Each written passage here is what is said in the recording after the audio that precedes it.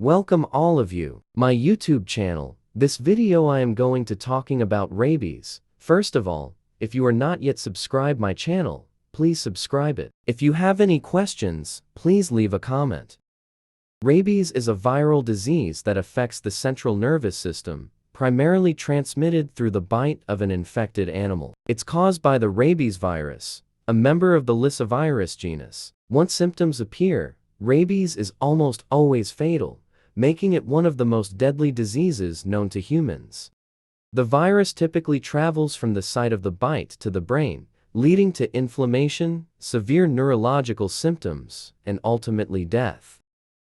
The early symptoms of rabies are often nonspecific and flu-like, including fever, headache, and weakness. As the disease progresses, more specific symptoms emerge, such as hydrophobia, fear of water, hallucinations, agitation, confusion, and paralysis.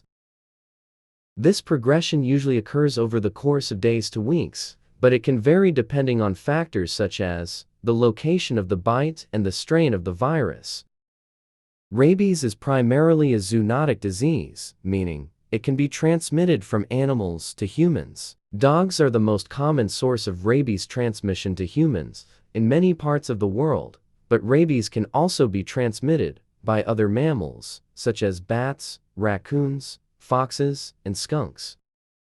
In areas where rabies is endemic in wildlife, such as parts of Asia and Africa, exposure to infected animals is a significant risk factor for human infection.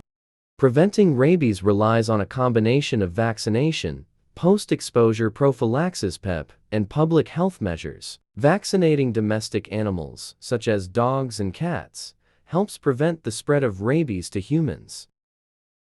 Prompt administration of PEP, which includes rabies vaccine and sometimes rabies immune globulin, can effectively prevent rabies in people who have been bitten or exposed to potentially rabid animals.